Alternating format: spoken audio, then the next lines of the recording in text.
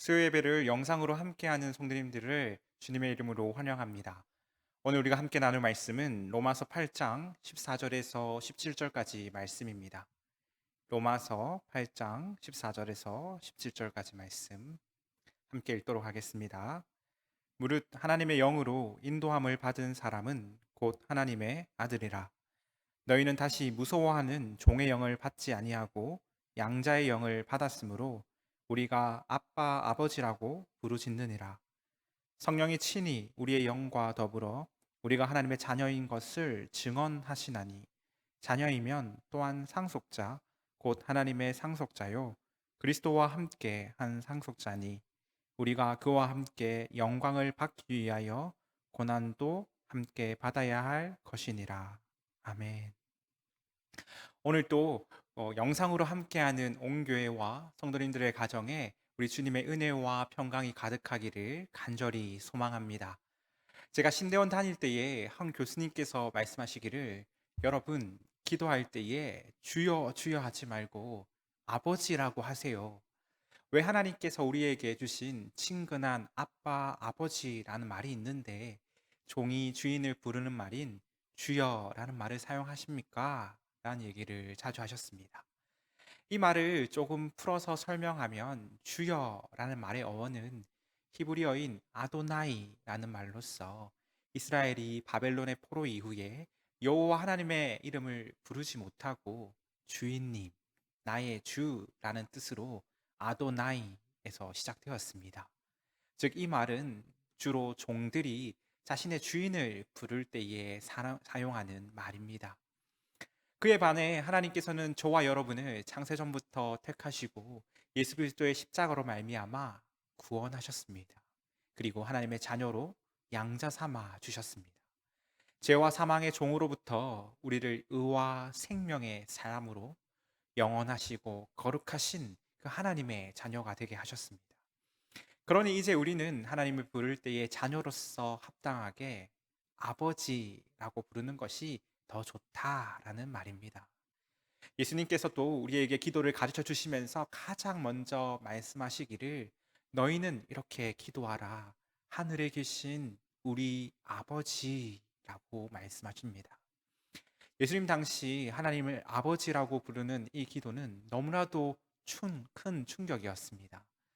천지를 창조하시고 모든 능력과 영광과 권세가 영원하신 그 만왕의 왕이신 거룩하신 하나님을 아버지라고 부르다니요. 그 이름조차 부르지 못하여서 많은 사람들이 아도나이, 주님이라고 말하는 그 유대인들의 앞에서 예수님께서 하나님을 아버지라고 부를 때마다 그들은 돌을 들고 예수님을 죽이고자 했습니다. 예수님께서 붙잡히시던 밤에도 대제사장들과 서기관들이 예수님께 씌운 죄명이 바로 신성모독이었습니다. 그렇지만 하나님께서 세상을 사랑하사 보내신 독생자 예수님은 단 한 번도 거짓을 말씀하지 않으셨습니다. 예수님께서는 언제나 자신의 아버지 되신 하나님을 아버지여라고 부르셨습니다. 자녀가 그의 부모를 향하여서 아버지라고 부르는 것이 당연하지 않습니까? 그리고 예수님께서는 주님 안에 있는 사랑하는 자들에게도 말씀하시기를, 너희도 이제는 나와 같이 하나님을 아버지라고 불러라고 말씀하십니다. 예수님께서는 자신의 아버지라고 부르시는 그 하나님께서 동일하게 우리의 하나님이 되시기 때문에 너희는 이렇게 기도하라고 말씀하십니다. 하늘에 계신 우리 아버지요. 우리가 잘 아는 홍길동전을 보면 홍길동은 홍판서의 아들로 태어났지만 서자였기 때문에 아버지를 아버지라고 부르지 못하고 형을 형이라고 부를 수가 없었습니다. 결국 홍길동은 그러한 자신의 처지를 피곤하면서 집을 떠납니다. 그와 반대로 성경에는 집을 나갔다가 돌아온 탕자의 이야기가 있습니다. 인 탕자는 호기롭게 자신의 분깃을 들고 집을 나왔지만 결국 자신이 가진 모든 재산을 잃어버리고 배가 너무 고파서 돼지 사료를 먹어야 하는 비참한 꼴이 되었습니다. 이쯤 때자 탕자는, 내가 하늘과 아버지께 죄를 지었구나. 돌아가서 아버지의 아들이라고 부르지 말고 품꾼의 하나로 봐달라고 해야겠다라는 마음으로 돌아갑니다. 하지만 멀리서부터 탕자를 알아본 아버지는 뛰어가서 그를 안고 입을 맞추며 그를 환영합니다. 자신을 아버지의 아들이라고 일컬음을 감당하지 못하겠다고 했지만 아버지는 오히려 더 좋은 옷을 입히시고 금가락지를 줄 뿐 아니라 살찐 송아지를 잡아서 많은 사람들과 함께 기뻐하며 이러기를 내 아들이 살아서 돌아왔다 말하며 크게 기뻐하며 환영합니다. 비록 집을 나갔다 할지라도 아버지는 변함없이 탕자를 자신의 아들로 여겼기 때문입니다. 그가 비참한 모습으로 돌아왔을 때에도 여전히 아버지는 탕자를 자신의 아들로 여겼습니다. 사랑하는 성도 여러분, 이처럼 하나님께서는 저와 여러분 한 사람 한 사람을 하나님의 자녀로 삼아 주셨습니다. 그리고 한번 우리의 아버지 되어 주신 하나님은 지금 또 언제나 우리의 아버지가 되십니다. 이는 우리가 기도를 많이 하고 성경을 많이 읽고 그 말씀을 순종하는 삶을 살았기 때문이 아닙니다. 또한 반대로 혹 유혹에 넘어지고 때때로는 우리 신앙이 게을러진다고 해서 그 자녀됨이 취소되는 것도 아닙니다. 창세전부터 하나님께서 택하신 자들은 예수 그리스도의 십자가로 구원하시고 성령을 통해 믿음을 주시며 우리를 하나님의 자녀로 삼아 주셨습니다. 성경은 그것을 우리가 하나님의 양자됨이라고 말합니다. 또한 성령님은 날마다 우리 안에 있는 믿음을 자극하셔서 우리가 하나님의 자녀가 되었음을 잊지 않도록 도와주십니다. 어느 때나 또한 성령님은 그것을 증언하여 주십니다. 하나님께서는 우리를 고와 같이 버려두지 아니하시고 언제나 우리의 아버지 되셔서 부모가 자기 자녀를 참으로 사랑하고 아끼듯이 저와 여러분을 끝까지 사랑하여 주십니다. 동물들도 자기 새끼는 아끼고 사랑할 줄 안다고 합니다. 흔히 고슴도치도 제 새끼는 함함한다라는 말이 있습니다. 그만큼 자기 새끼를 사랑한다는 말이죠. 새들도 비가 오면 자신의 날개를 펴서 자기 새끼들을 품습니다. 이러한 동물들도 자기 새끼를 사랑하는데 하물며 천지를 창조하시고 우리를 사랑하사 자기 아들까지 내어주신 그 우리의 아버지 되신 하나님께서 저와 여러분을 어떻게 사랑하지 않을 수 있으시겠습니까? 부모된 성도 여러분, 자녀를 바라보면서 옷이 더럽혀진다고 해서 내 자녀가 아닌가요? 똥을 싸고 넘어진다고 해서 소중하고 사랑스러운 존재가 아닌가요? 여전히 나의 자녀이며 그것이 부모가 자녀를 향한 사랑하는 마음입니다. 우리를 향한 그 하나님의 사랑을 알면 알수록 우리는 예수님께서 십자가를 지실 때에 하나님께서 얼마나 크게 슬퍼하셨는지를 알 수 있습니다. 그리고 우리를 향한 그 하나님의 눈물을 알면 알수록 우리를 향한 하나님의 사랑이 얼마나 크고 놀라운지를 우리는 알 수 있습니다. 이에 대해 바울은 로마 교회와 성도들을 향해 우리를 향한 하나님의 사랑을 이렇게 전하고 있습니다.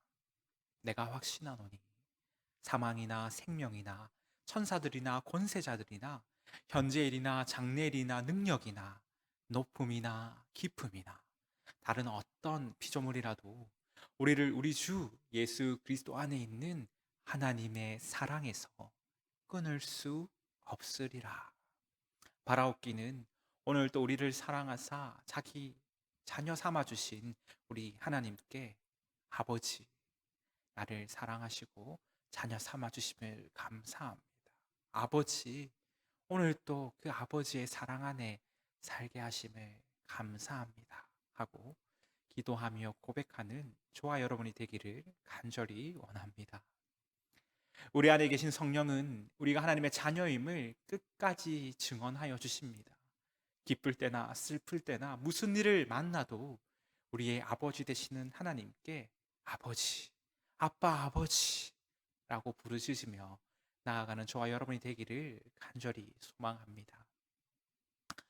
하나님께서 우리를 자녀 삼아 주셨습니다. 그리고 그리스도와 함께 하늘의 영광을 주십니다. 고대로부터 지금까지 아버지가 자기 자녀에게 자신의 소유와 재산을 상속하는 것은 지극히 당연한 것으로 내려오고 있습니다. 하나님께서는 자신의 영광과 권세를 아들이신 그리스도께 주셨습니다. 또한 하나님께서는 주로 말미암아 함께 양자되어 자녀된 저와 여러분에게도 은혜로 말미암아 동일하게 그 영광과 권세를 상속하여 주십니다. 그래서 성경은 너희가 하나님의 자녀이기에 또한 상속자, 곧 하나님의 상속자요. 그리스도와 함께 상속자가 되었다고 우리에게 전합니다. 하지만 이 상속은 그냥 주어지지 않습니다. 왕관을 쓰려는 자들은 반드시 그 무게를 견뎌야 한다는 말이 있듯이 많은 사람들이 그 상속을 받기 위한 노력이 필요합니다. 대기업의 회장의 자녀들은 물론이고 작은 사업을 운영하는 사람들도 자기 자녀에게 그 사업을 상속하기 위하여서 교육을 받게 합니다. 제 아무리 못난 자녀라도 상속받을 자녀이기 때문에 함께 일을 하면서 회사를 경영하는 것을 가르쳐 주기도 하고 사업의 노하우나 회사를 경영하는 방법 등을 알려줍니다. 그렇게 부모는 자기 자녀가 상속자로서 합당한 자가 되기를 원합니다. 이런 과정을 통하여서 그 자녀 또한 모두가 인정하는 상속자가 됩니다. 하물며 만왕의 왕이신 하나님께서 그분의 나라와 모든 권세와 영광을 상속하여 주시는데 그의 자녀들이 합당한 자가 되어야만이 되지 않겠습니까? 하나님께서 거룩하시고 또한 그 영화로우심과 같이 우리 또한 하나님과 같이 거룩한 자가 될 때에 그 모든 것을 우리에게 주십니다. 사실 이에 합당한 사람은 거룩하신 예수 그리스도 한 분밖에 없습니다. 하지만 성경은 영접하는 자, 곧 그 이름을 믿는 자들에게 하나님의 자녀가 되는 권세를 주신다고 전합니다. 자기 백성을 그들의 죄에서 구원할 이름, 바로 예수의 이름을 믿는 자들에게 하나님께서는 그분의 자녀가 되는 권세를 주시겠다고 말씀하십니다. 바로 상속받을 수 있는 상속자가 된다는 말입니다. 그렇게 하나님께서는 우리에게 믿음을 주시고 예수 그리스도의 이름으로 말미암아 그분의 자녀가 되는 권세를 주십니다. 그리고 주님과 같이 하나님의 그 모든 유업을 상속받는 그런 권세 또한 우리에게 주십니다.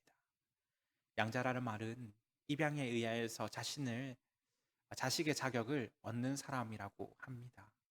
이 양자는 친자와 같은 자격을 가지는 자가 됩니다.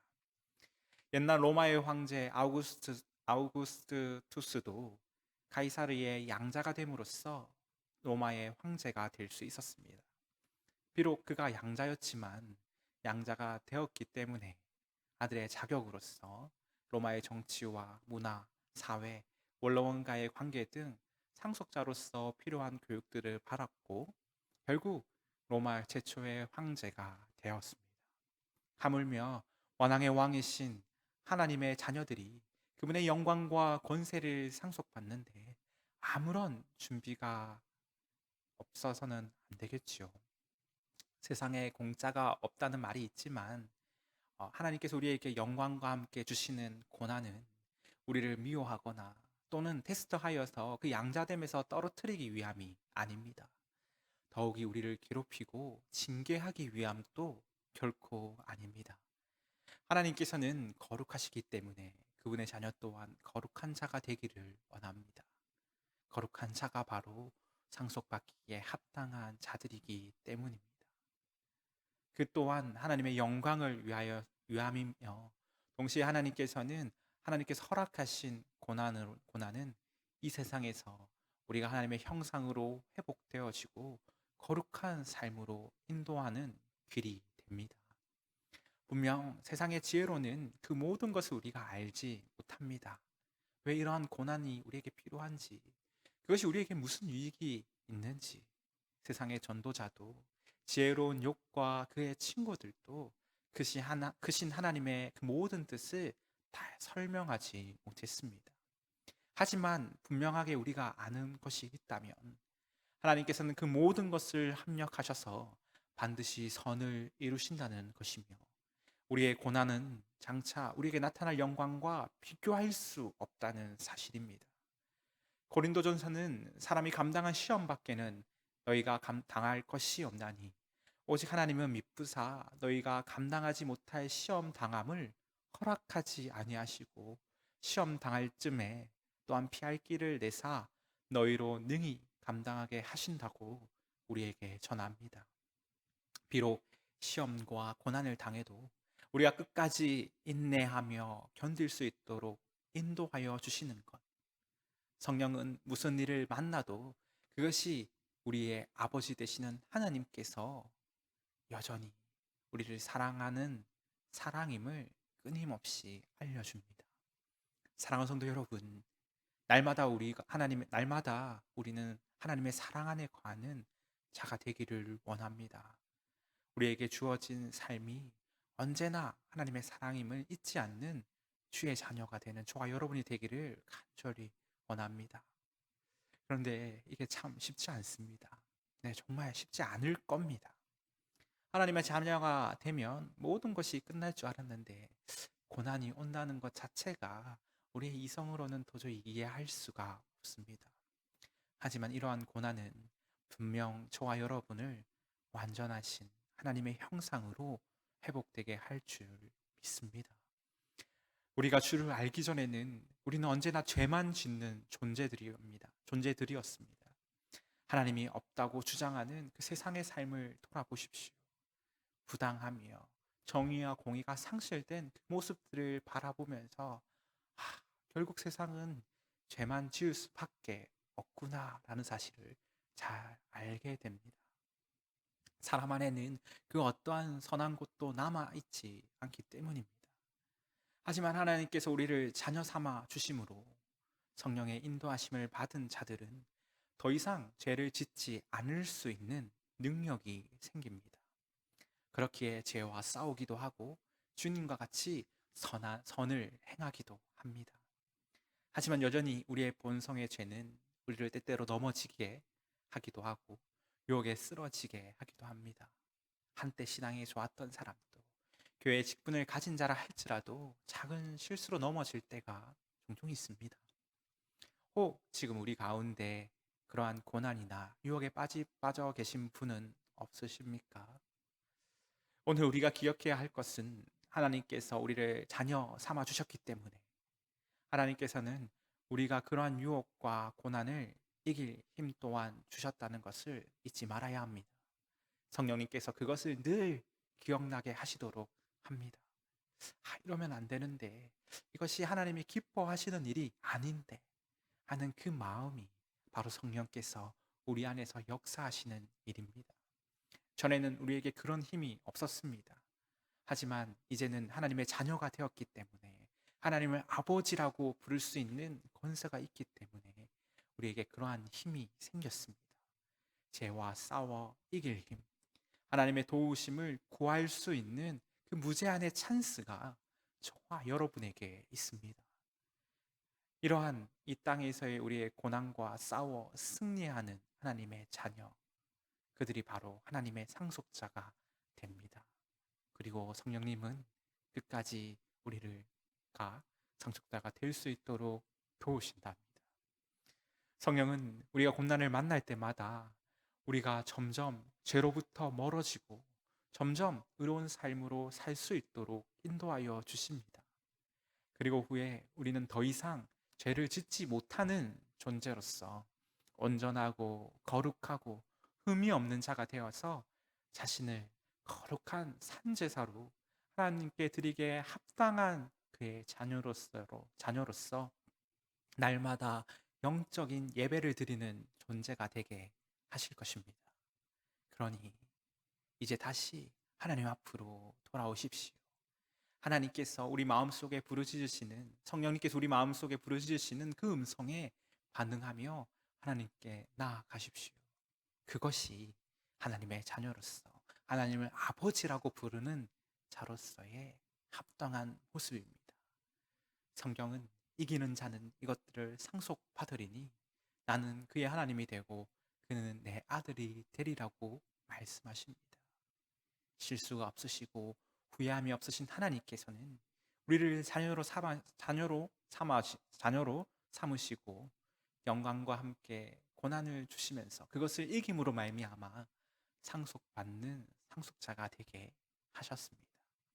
바라옵기는 하나님을 아빠, 아버지라고 부르는 저와 여러분에게 그 자녀로서의 합당한 영광과 함께 고난을 통해 하나님의 유업을 상속받는 그 합당한 자로 세워지기를 간절히 원합니다. 우리가 어떠한 상황이 있다 할지라도 성령께서 인도하신다는 그 믿음을 통하여서 성령께서 우리 마음에 역사하시는 그 믿음을 통하여서 하나님을 아버지라고 부르며 하늘의 그 모든 권세와 능력과 영광을 주실 그 하나님께 오늘 또 나아가는 저와 여러분이 되기를 원합니다. 주님 앞에 서는 그날까지 날마다 주와 동행하는 우리 교회가 되기를 주님의 이름으로 간절히 소망합니다.